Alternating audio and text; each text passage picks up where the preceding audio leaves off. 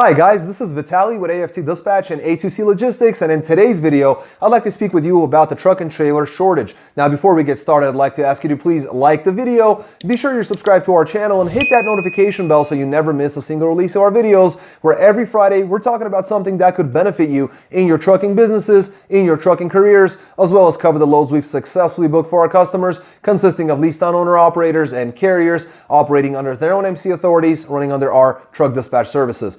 As always, guys, big thank you for all the likes you provided on all the previous videos. Please do keep them coming. It's an easy way to help us get these videos out in front of more truckers. Now, like I said, there's a big truck and trailer shortage out in America, and those of you who've tried to update your fleets, buy some equipment, or even rent a trailer know how hard they are to come by. Now, the reason for this is because there's been a big semiconductor chip shortage that's been plaguing the nation since about last year. Cars, trucks, SUVs, and even Class 8 semi-trucks have all been affected by this. You know, manufacturers like Ford, GM, Freightliner, Volvo, Kenworth, and a lot of the other manufacturers have all been affected by this because pretty much all of them are pulling together and working from the same pool of computer chips that have been in great need. Now, the reason this has happened is because the assembly plant shutdowns that were caused by the stay-at-home orders basically slowed down the entire process, and a lot of the manufacturers that were producing these computer chips have shifted over to consumer electronics because consumers were staying at home, buying more consumer electronics. That became a much more higher profit margin item, and that kind of created the problem that we're dealing with today. Now, one of the other issues is that these computer chips have a very long lead time of several weeks to sometimes several months to production, and with nearly 220,000 semi-truck orders last year, and that number expected to increase to 250 all the way up to 280,000 trucks for this year, we're talking about nearly 500,000 truck orders that need to be manufactured, fulfilled, and put back on the roads. Without these computer chips, this is absolutely impossible. Now, these chips, like I said, are being used in absolutely everything, and because they're not available, this is creating a long truck order backlogs that are, creating all sorts of problems. In fact, I'll give you a real life story. A friend of mine with a small fleet of trucks here in Salt Lake City went in to update his fleet, went to the Freightliner dealership, placed his orders, did the down payments, did all that, and he was told that your trucks won't be available until October, my friend. That's kind of tough, hard pill to swallow. And in fact, as he talked to the dealer actually told him something that was completely mind-blowing to me.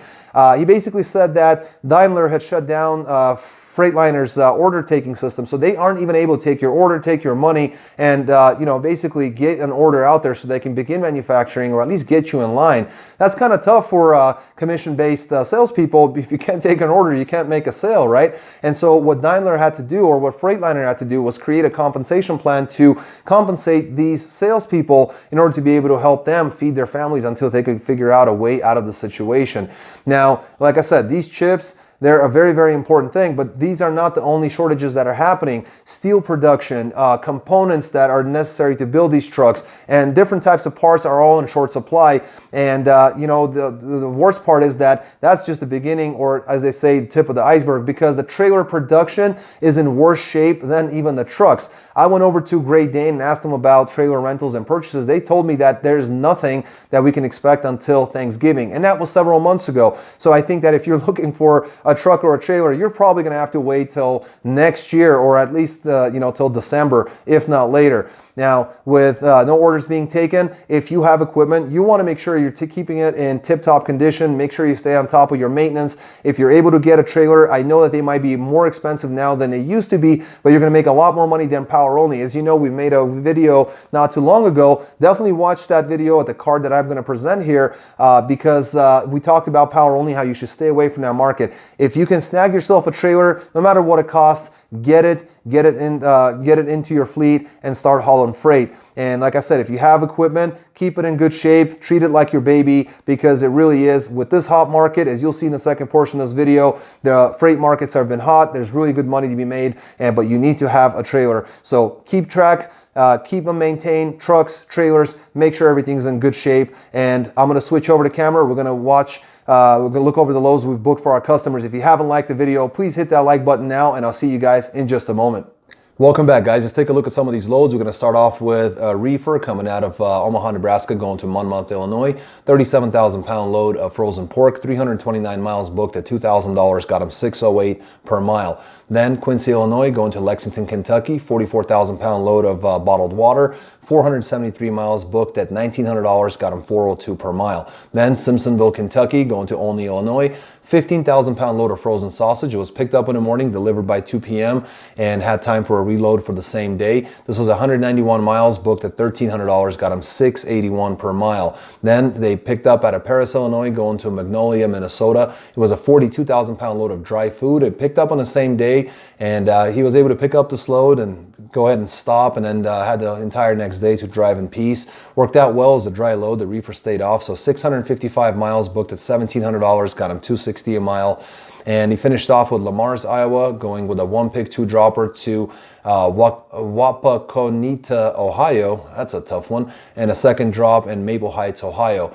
Now, that's a 40,000-pound load of fresh beef. It picked up on Friday. Both drops were on Monday, giving him time to do a 34-hour reset with his family in Ohio. That worked out well. 932 miles booked at $3,800, which got him $408 per mile. The driver did an excellent job running Monday to Monday with a 34-hour reset over the weekend. As I mentioned, $10,700 gross. Drove 2,580 loaded miles, which got him an average of $415 per loaded mile. Only had 350 miles of deadhead and averaged out $365 per mile with deadhead included. So an excellent, basically an excellent week running in the Midwest, almost $11,000 in a reefer.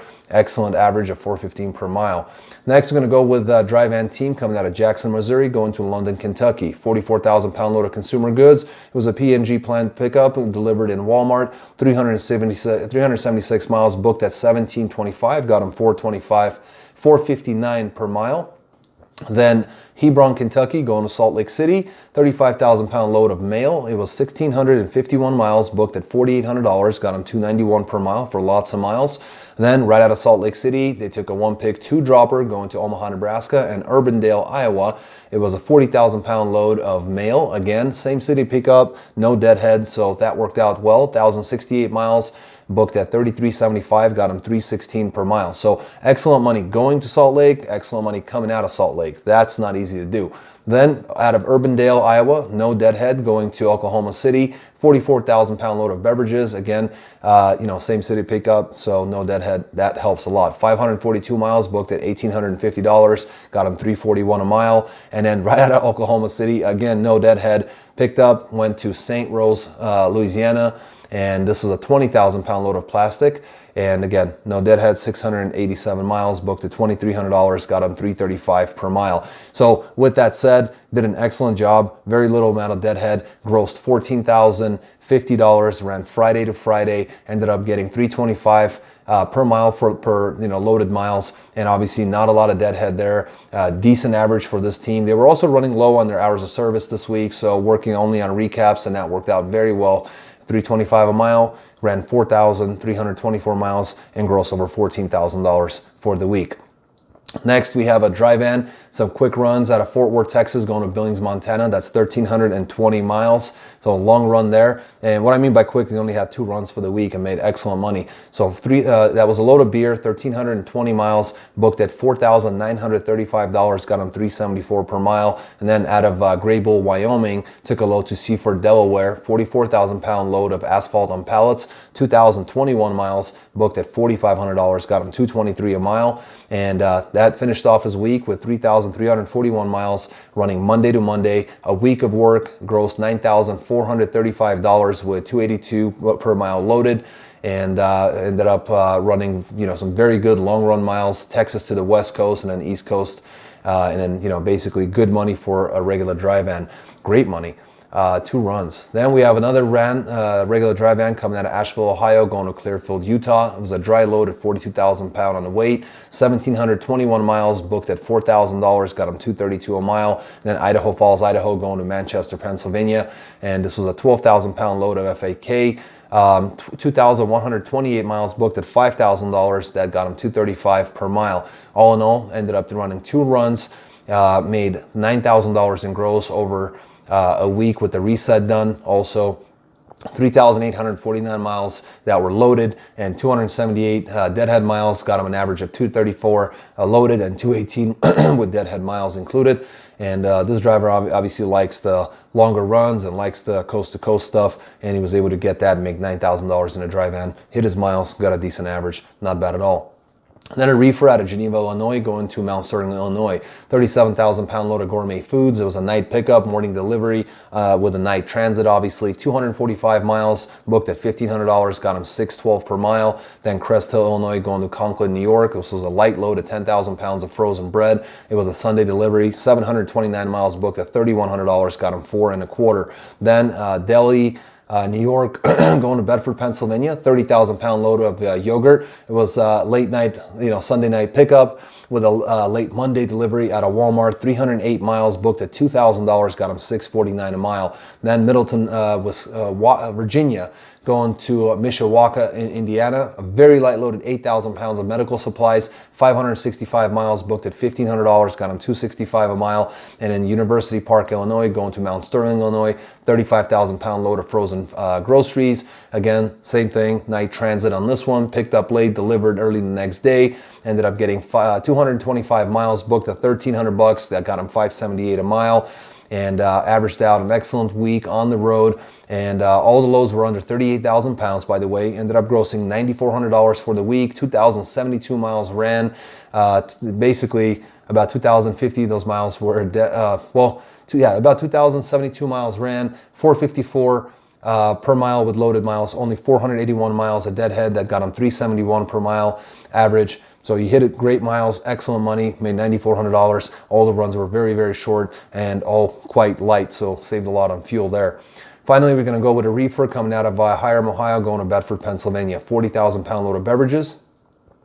And this was 195 miles, booked at $1,600, got him $821 per mile. Then Shippensburg, Pennsylvania, going to Cedar Valley, Pennsylvania. This was 28.4 on the weight of refrigerated groceries, 126 miles, booked at $1,000, got him $794 per mile. Then Macungie, Pennsylvania, going to Indianapolis, Indiana, and this was a 38,000 pound load of palletized paper, 618 miles, booked at $1,600, got him $259 a mile. Then right out of Indianapolis, Indiana, going to Cedar Falls, Iowa, 24,000 pound load of refrigerated foods, 452 miles, booked at $1,500, got him $332 a mile. And finished off the week with Brooklyn, Iowa, going to Marlette, Michigan.